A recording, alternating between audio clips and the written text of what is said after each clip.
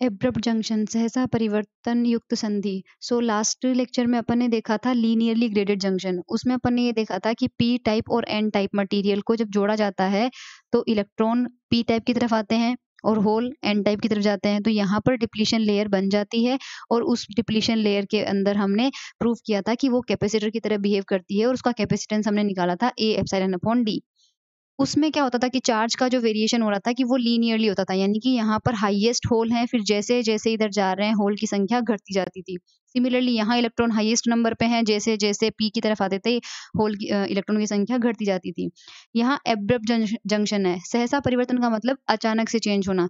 इस टाइम पे अपन क्या करते हैं, एक एन टाइप मटेरियल लेते हैं, पूरा का पूरा एन टाइप मटेरियल है और उसके अंदर यहाँ पर एक बहुत ही पतली लेयर जो है वो केवल पी टाइप की उसके ऊपर यहाँ पर होती है। यानी पी टाइप मटेरियल का एरिया बहुत कम है as compare to N type. और ये एन टाइप और पी टाइप दोनों में हाई डोपिंग की हुई है। हाई डोपिंग का मतलब होता है अशुद्धि की मात्रा बहुत ही अत्यधिक ज़्यादा मात्रा में मिलाई हुई है इम्प्योरिटी इसके अंदर एन टाइप में भी और पी टाइप में भी। लेकिन पी का एरिया कम है। इस कंडीशन में डिप्लीशन लेयर कैसे बनेगी? इलेक्ट्रॉन जो है वो अगर क्रॉस करके पी के पास जाना चाहें तो उनके पास जगह ही नहीं है क्योंकि पी का तो एरिया ही नहीं है।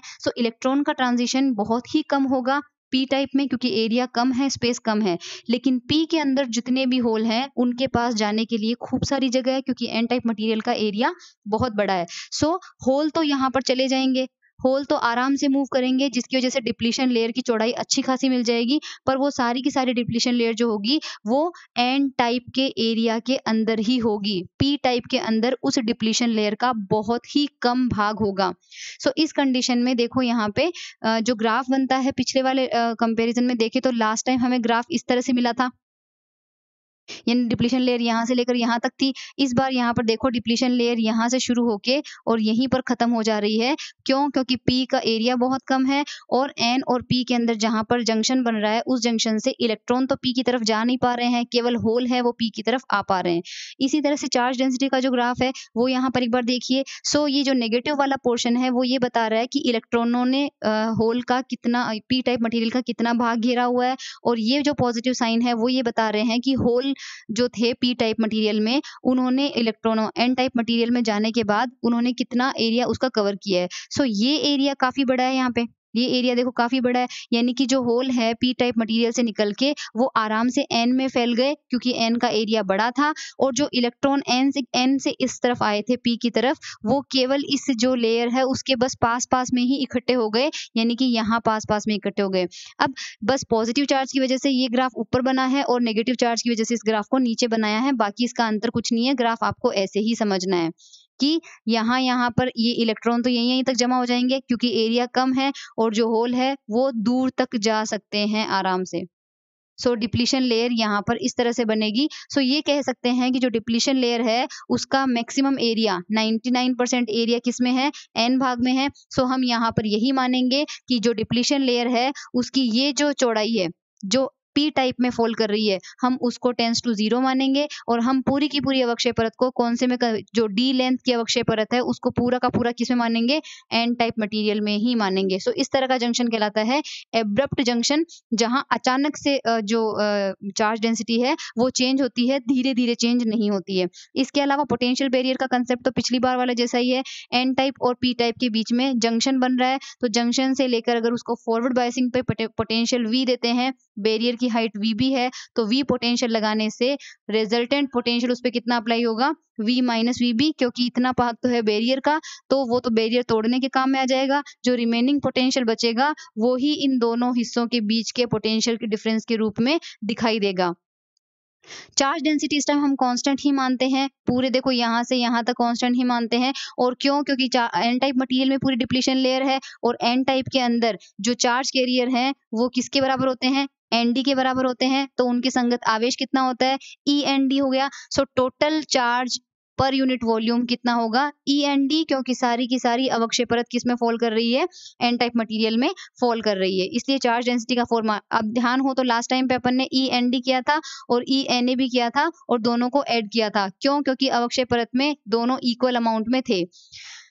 अब यहाँ पर हमारे पास पॉइसन इक्वेशन मैंने लास्ट टाइम बताई थी, ये इक्वेशन होती है del to v is equals to minus rho upon epsilon. तो यहाँ सिंगल डायमेंशन में लिख लेते हैं, तो ये आ जाएगा। एक बार इंटीग्रेशन किया, आंसर आ गया C1 x इक्वल टू 0 पर dv बाई dx 0 हो जाएगा।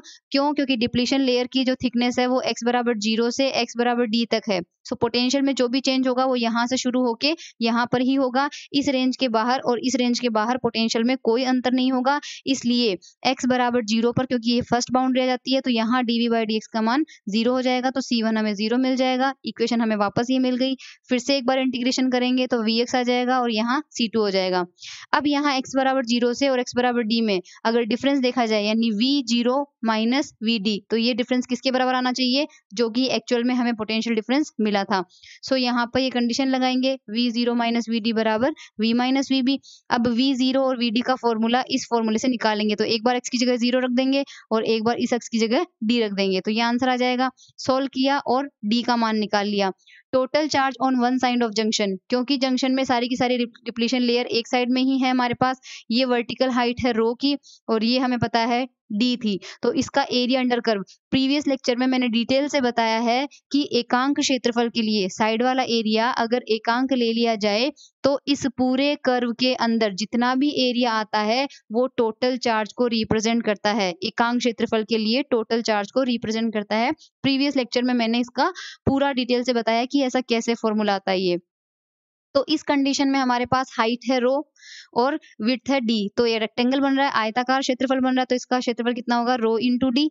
तो यहाँ पर हमें डी की वैल्यू पुट करनी है। ये डी वाली वैल्यू एज इट इज हमने यहाँ पर पुट कर दी और रो को हमने एज इट इज छोड़ दिया, तो हमारे पास आंसर आ जाएगा ये।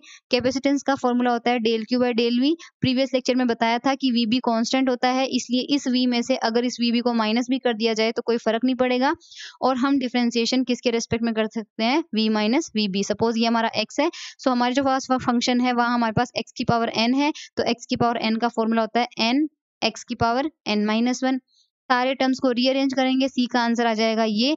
क्योंकि ऊपर हमने d की वैल्यू निकाली है तो d की वैल्यू से हम ऊपर वाली इक्वेशन में देख लीजिएगा, ये d की वैल्यू आई थी। सो यहाँ से हम v माइनस वीबी का मान निकालते हैं इस समीकरण से। तो इस समीकरण से v माइनस वीबी का मान आएगा ये, और ये जो मान है ये हम पुट करेंगे इक्वेशन नंबर 1 में, तो हमें मिल जाएगा ये। और सी का आंसर आ गया एप्सिलॉन अपॉन डी। और ये हमने निकाला था जब हमने एरिया को 1 माना था। अगर ए एरिया के लिए निकालते हैं तो कैपेसिटेंस का फॉर्मूला आता है ये, जो कि काफी वेल नोन फॉर्मूला है। इसका मतलब एब्रप्ट जंक्शन भी एक कैपेसिटर की तरह बिहेव करता है।